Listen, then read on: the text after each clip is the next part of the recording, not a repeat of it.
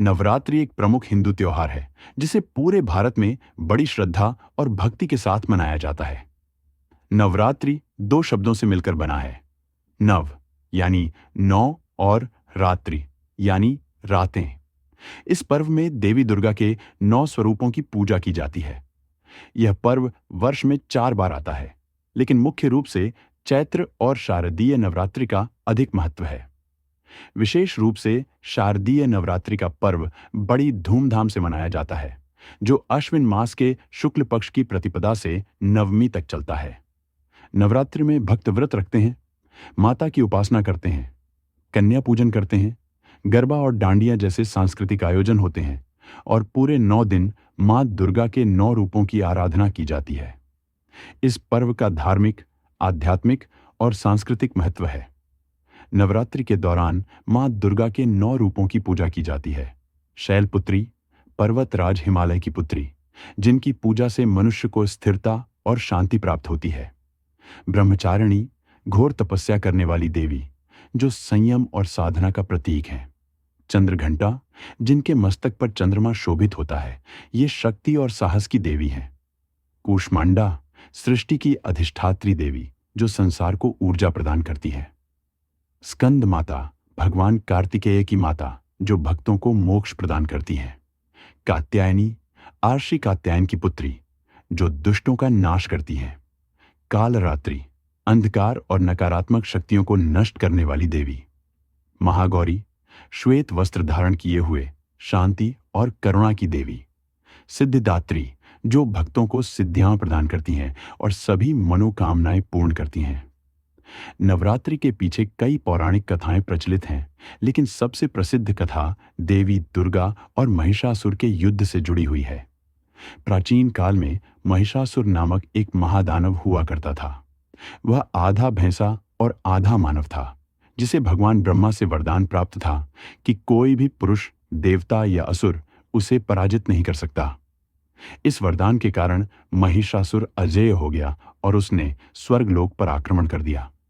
महिषासुर और उसकी सेना ने देवताओं को हराकर स्वर्ग पर अधिकार कर लिया। देवराज इंद्र का सिंहासन छीन लिया गया। देवता चारों दिशाओं में भाग गए और पृथ्वी, स्वर्ग व पाताल में अराजकता फैल गई।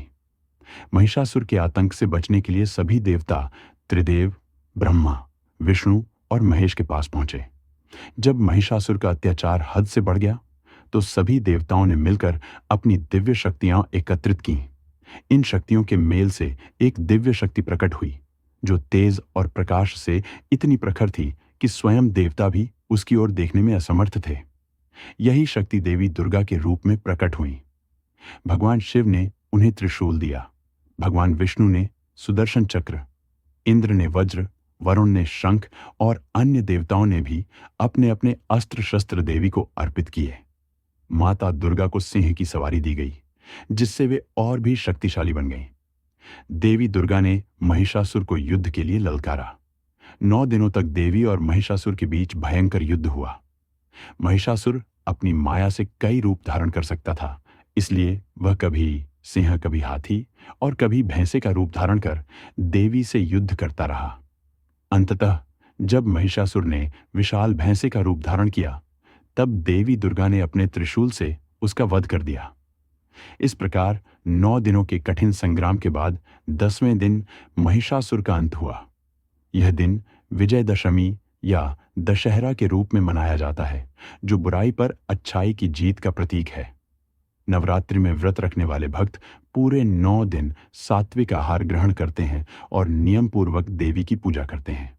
इस दौरान विशेष रूप से कलश स्थापना की जाती है, जिसमें जल से भरे एक पात्र में नारियल और आम के पत्ते रखकर मां दुर्गा का आह्वान किया जाता है।